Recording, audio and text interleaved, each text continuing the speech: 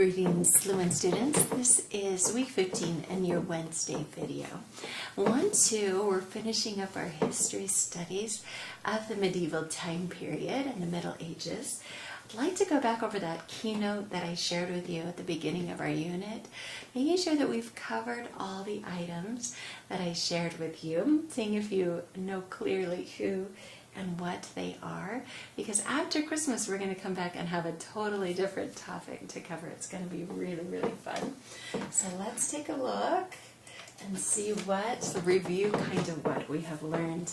This first illustration and picture, of course, is of the Knights of the Round Table. We learned about knights, about chivalry, and here's an example of these knights at the round table. Hey, this is what kind of a bird is this? A pheasant. Minus the H, the word would be what? Peasants.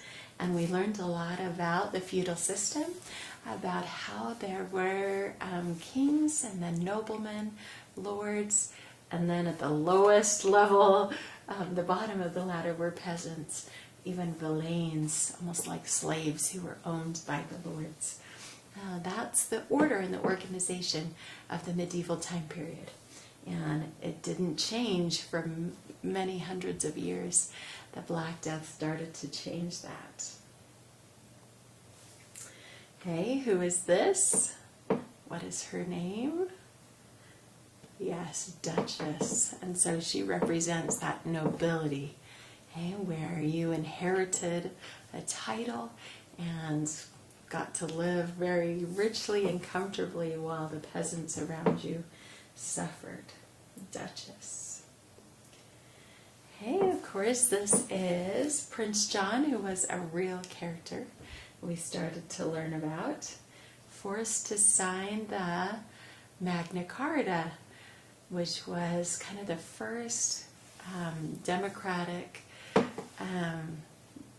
document that was out there, okay, that forced kings to follow laws and rules and to treat their noblemen in a certain way.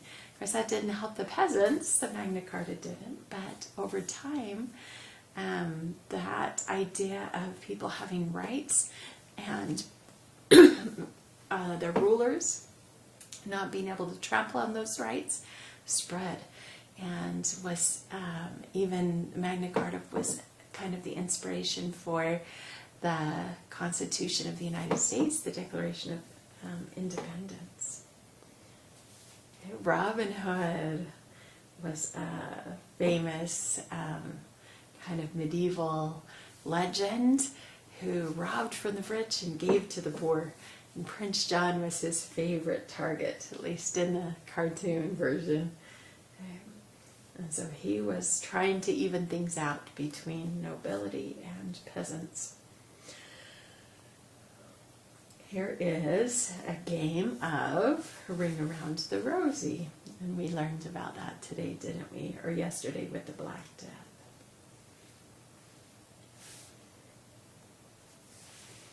Here is a monk.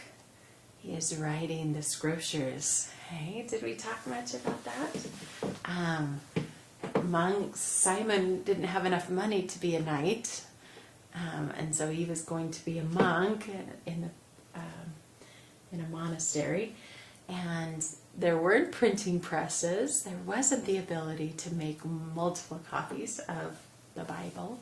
And so monks would spend their whole entire lives writing out the scriptures, beautifully handwritten scriptures, and it would take them their whole life to produce one copy of the scriptures. The scriptures weren't available to common people. Only just very, very few copies of the scriptures existed, and the medieval the manuscripts that came out of the medieval time period are gorgeous with these beautiful illuminated letters.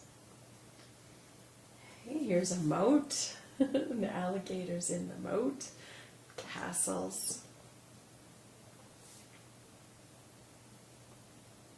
Here are pilgrims. that they weren't Mayflower pilgrims, right? These aren't the pilgrims that you think of like us. This is the pilgrim like Constance, right, who traveled to go to St. Winifred's well. We read about her as she thought that it would heal her. Giles the beggar that we read about, his father had relics or supposed relics. Look at this thumbnail, look at this toenail, look at this holy water that washed an apostle's feet. Does he really have the water that washed an apostle's feet? No, definitely not. And yet people were so superstitious at the time and wanted something to make their lives better, that they would believe in these kinds of things, superstitions, and would travel great distances to see places where saints were killed or where miracles happened to them. And so the pilgrimages were a big part of why the Crusades happened, so that people could safely take a pilgrimage into the holy city of Jerusalem. The Dark Ages is our final picture. And we can, I think, even see why that period of time was called the Dark Ages. Not much good happened for long stretches of time.